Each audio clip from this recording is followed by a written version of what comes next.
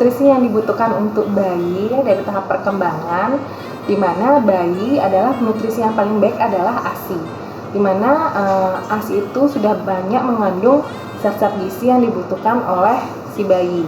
Jadi makanya ibu menyusui harus mengkonsumsi makanan-makanan yang cukup kebutuhan nutrisinya, baik dari makronutrien maupun mikronutrien. Untuk anak menyusui, jadi kalau ASI itu sebaiknya diberikan untuk si bayi eksklusif ya, tanpa ada tambahan, itu dari umur 0 sampai 6 bulan. Jadi setelah 6 bulan sampai 2 tahun, kalau memang masih bisa air ASI-nya masih lancar, itu bisa tetap diberikan. Dimana setelah 6 bulan lewat 1 hari itu bisa diperkenalkan dengan MPASI atau makanan pendamping ASI.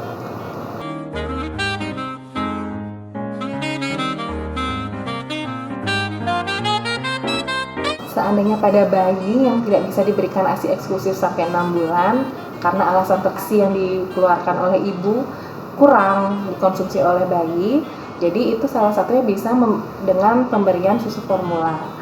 Yaitu langkah kedua seandainya sama sekali ASI tidak bisa diberikan untuk memenuhi kebutuhan si bayi. Jadi ada tambahan di luar ASI tetap diberikan selama sebisa mungkin, dan ada tambahan dari susu formula. Nah,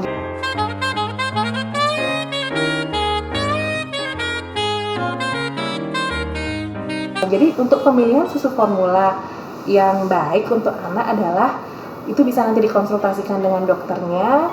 Yang penting nutrisi yang dibutuhkan si bayi dalam susu formula itu terpenuhi. Jadi dalam nutrition fact-nya gitu ya. Kalau bisa kita membeli produk susu, kita harus lihat nutrition fact-nya. Jadi lihat kandungan karbohidratnya, lemaknya apa, lemak yang baik untuk anak apa, asam linoleat dan linoleatnya.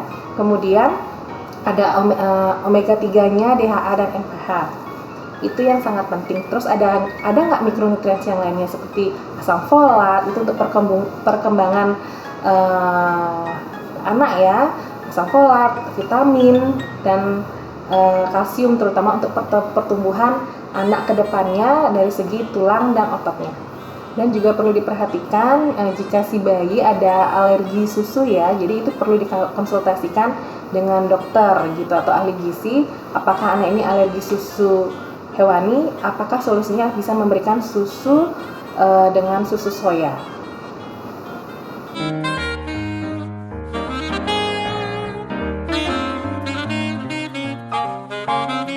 Ya, memang harus setelah 6 bulan diberikan. Kalau orang di bawah 6 bulan, karena kan memang dari pemerintah pun, dari Depkes, dari Kementerian Kesehatan pun memang menyarankan, dan memang ASI eksklusif itu 6 bulan, dan pemberian MPASI pun setelah 6 bulan 1 hari gitu ya, bukan yang 4 bulan gitu ya.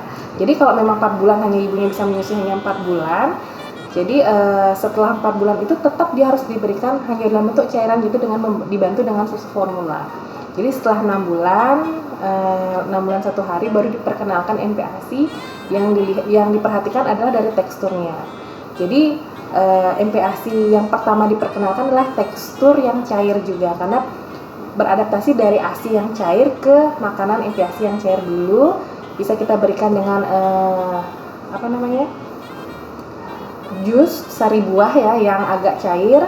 Kemudian nanti setelah dia sudah beradaptasi dengan berbagai rasa, dengan kepadatan atau tekstur yang cair, kita bisa lebih agak lembek gitu ya, bisa jenis nasi tim. Setelah nasi tim, anak ini sudah bisa mencerna dengan baik dan ada pertumbuhan gigi, jadi anak-anak bisa diberikan makanan yang lebih padat lagi daripada sebelumnya. Jadi itu untuk perkembangan usus juga, agar usus bayi tidak kaget, karena baru usia 1 sampai 6 bulan 1 hari itu pun usus bayi masih berkembang, jadi biar tidak kaget diberikan makanan yang padat.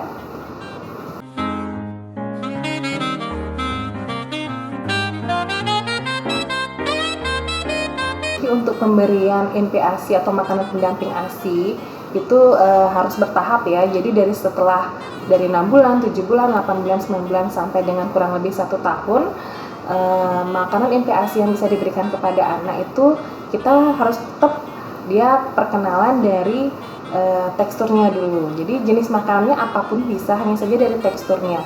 Misalkan ingin memperkenalkan tentang rasa, jadi tentang vitamin nih pada anak. Jadi kita bisa menggunakan membuat sari buah, beda dengan jus ya. Jadi sari buah tuh benar-benar cair dia. Jadi ada rasa alami yang dia dapatkan tanpa ada penambahan gula.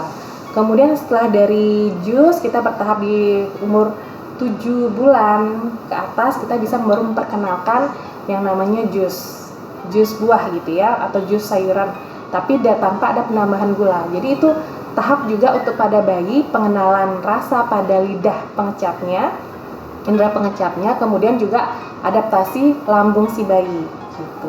Jadi kolaborasi antara di lidah sama di perut itu agar balance ya. Jadi asupan teksturnya bagaimana dan bisa nggak dicerna di dalam tubuh gitu. Kemudian setelah 8 bulan ke atas itu bisa mulai diperkenalkan makanan yang agak lembek teksturnya. Jadi itu bisa dengan ada karbohidrat, protein, lemak gitu ya, ada vitamin dan mineral serta air. Itu bisa dalam bentuk buat bubur gitu ya, bubur bayi gitu ya, atau sup gitu, tapi dengan tekstur yang lebih kental dari jus yang kita berikan sebelumnya. Jadi nutrisi itu bisa kita bentuk dalam pengolahannya yang akan berubah daripada sebelumnya. Jadi pengolahannya bisa di blender gitu ya, atau bisa di tim. Jadi tekstur-tekstur ini yang mempengaruhi pemberian makanan pada bayi dari setelah 6 bulan ya, NPASI-nya sampai kurang lebih 1 tahun. Itu bisa dalam teknik pengolahannya yang diatur. Kemudian yang kedua, biasanya anak-anak makan tertarik dengan warna gitu ya. Jadi yang makan dulu mata gitu, seperti itu. Jadi itu kreasi dari ibu, dari variasi warna dan makanan yang diolah. Jadi mungkin hari pertama menunya dengan lengkap ada karbohidrat proteinnya. Mungkin jenis kedua, hari kedua bisa mengganti dengan karbohidrat. Yang pertama mungkin nasi, hari kedua bisa dengan kentang.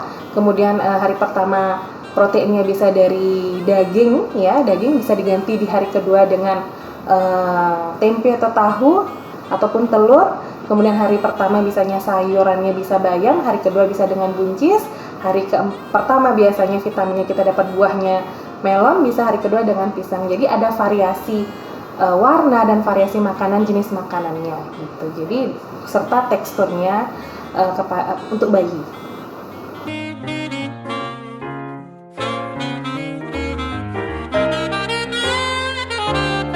Jadi biasanya untuk bayi ataupun anak yang vegetarian, jadi makanan olahan seperti yang biasa dihindari sih memang olahan susu ya. Jadi susu sapi maupun susu kambing ataupun domba termasuk olahan susu. Jadi orang vegetarian itu tidak mengkonsumsi juga makanan yang mengkonsumsi dia olahannya seperti keju gitu ya, es krim, yogurt gitu ya, termasuk biskuit ataupun roti yang mengandung olahan susu.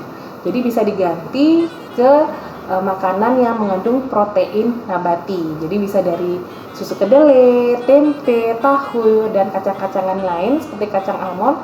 Itu bagus untuk mengganti protein, kekurangan protein yang dari protein nabati diganti dengan protein nabati plus dengan adanya tambahan suplementasi vitamin B12, baik itu dalam bentuk sirup maupun kapsul untuk anak-anak maupun bayi.